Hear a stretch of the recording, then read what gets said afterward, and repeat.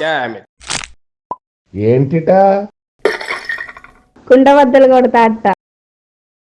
నమస్కారం, కుండబద్దల ప్రేక్షకులకి స్వాగతం. నేను గౌతమ్ కాటా. ఈ వీడియోలో నేను మీతో చెప్పాలనుకునే అంశం, జమిలి ఎన్నికలకు మోడీ సర్వం సిద్ధం చేస్తున్నట్టుగా కనిపిస్తూ ఉంది. ఢిల్లీ నుంచి అందుతున్న సమాచారం కానీ, నేషనల్ మీడియా, బీజేపీ ఏ మీడియానైతే గోధీ మీడియా అని పిలుస్తారో ఆ మీడియా నిండా విపరీతమైన చర్చ ఈ రోజున జమిలి ఎన్నికల మీద నడుస్తుంది. One nation one elections, big breaking news. ఈరోజు మొత్తం అదే, ఆ న్యూస్ తోటే నిండిపోయింది. ఈ శీతాకాల సమావేశాల్లోనే పార్లమెంటు ముందుకు ఆ బిల్లును తీసుకురావటానికి, ఆ తర్వాత దాన్ని జాయింట్ పార్లమెంటరీ కమిటీకి చర్చకు పంపించటానికి సిద్ధం చేస్తున్నట్టుగా అందరికీ ఉప్పందేసింది. అంటే ఎవరిస్తారు?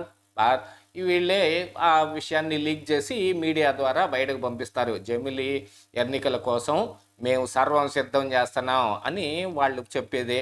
ఒకసారి ఏదైనా సరే శంఖంలో పోస్తేనే తీర్థం, నువ్వు చెప్పే మాట మాత్రం ఎందుకు నమ్మాలి అనే అతి తెలివైన వాళ్ళు కూడా కొంతమంది ఉంటారు.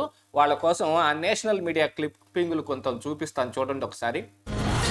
And we have some breaking inputs coming in as well. Sansad stares at One Nation, One Poll showdown. This is big breaking news update coming in. This is as per government sources we're learning.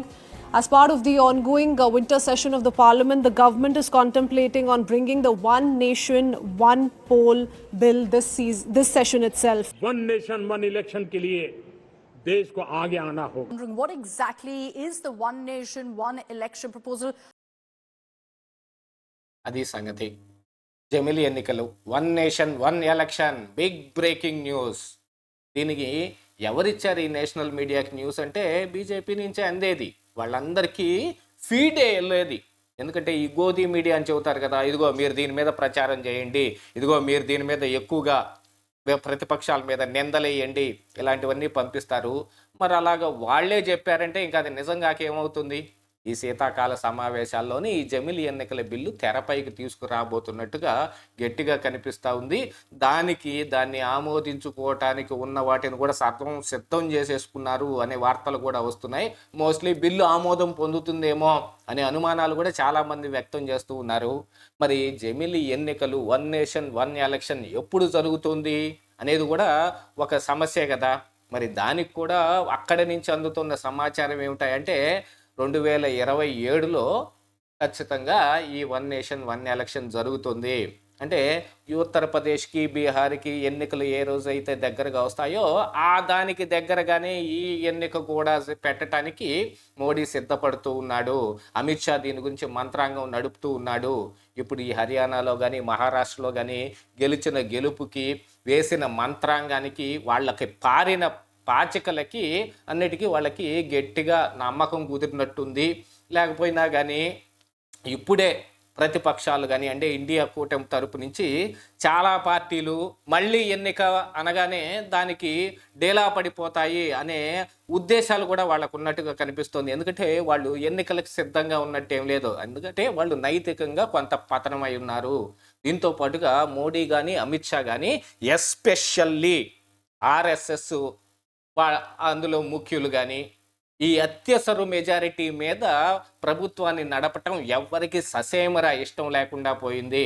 ఇటు పక్కన చంద్రబాబు నాయుడిని, అటు నితీష్ కుమార్ని పెట్టుకుని మీరు కాళ్ళు ఏడ్చుకుంటూ పార్లమెంటుకు వచ్చారు అని ఒక టీఎంసీ ఎంపీ ఒక ఆయన మొట్టమొదటి పార్లమెంట్ సెషన్లో ఎద్దేవా చేసినట్టుగా వాళ్ళు ఆ విషయమై కొత్త ఉడికిపోతూ ఉన్నారు. యాక్చువల్గా ఆంధ్రప్రదేశ్ రాష్ట్రంలోనైతే కూటమి, అంటే టీడీపీ, బీజేపీ, జనసేనల కూటమి అధికారంలోకి ఉంది. మరి వీళ్ళు పార్లమెంటులో ఆ బిల్లుకి ఏ రకంగా ప్రతిస్పందిస్తారు? బీజేపీ వాళ్ళైతే ఖచ్చితంగా ఒప్పుకొని తీరాలి. మరి టీడీపీ, జనసేన ఎంపీలు ఏం చేస్తారు? ఈ బిల్లుని ఖచ్చితంగా ఆహ్వానిస్తారా?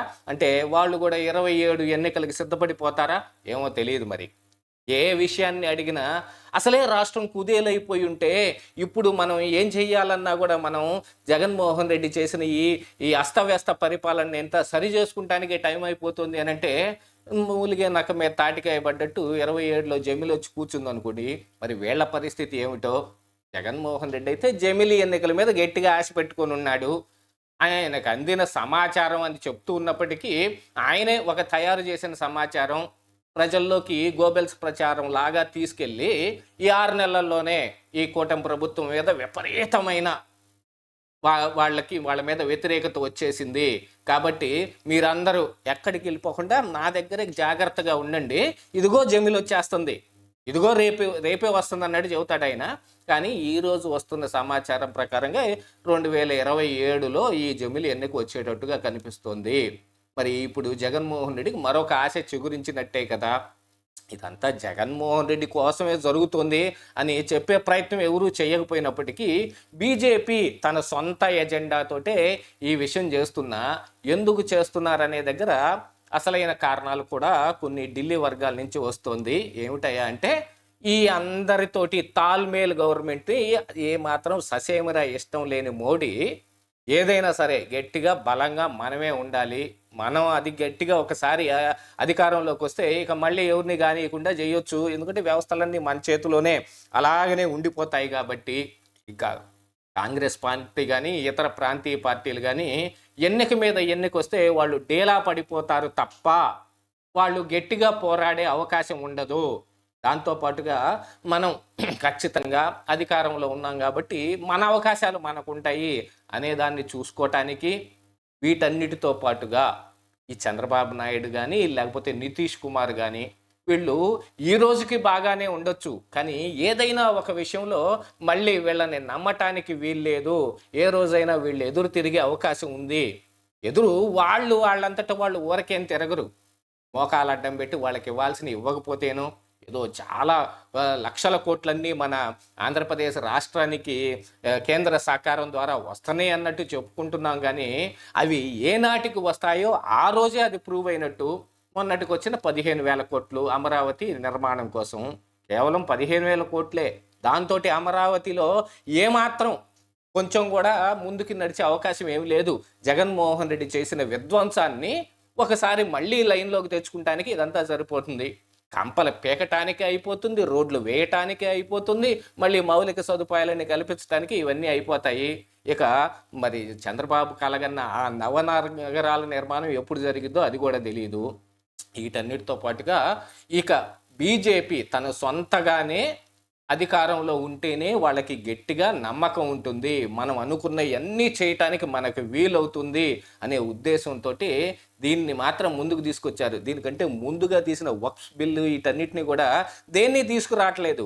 ఈ 1 నేషన్ 1 ఎలక్షన్ అనే దాన్ని రామ్నాథ్ కోవింద్ ఇచ్చిన ఆ రిపోర్టుని మొత్తం ఆమోదించేయటం ఏంటి, దాన్ని తీసుకొచ్చి పార్లమెంటు ముందు కూడా పెట్టడానికి ఈ శీతాకాల సమావేశాల్లోనే ఏర్పాట్లు జరిగిపోతున్నాయనేది నేషనల్ మీడియా మొత్తం కూడా కూస్తోంది. ఇప్పుడు ఈ మోడీ గనక దీన్ని తీసుకొచ్చి పెడితే ఇక రాష్ట్రంలోనే కాదు దేశం మొత్తంలోనే వాళ్ళు ఏదో బిగ్ ప్లాన్ చేశారు, బిగ్ బ్రేకింగ్కి బిగ్ బ్యాంగ్కి వాళ్ళు అడుగులు వేయటం మొదలు పెట్టారు అని అనుకోవటంలో ఏమాత్రమైన ఆశ్చర్యం ఉందా? ఇదే ఈరోజు కుండబద్దలు.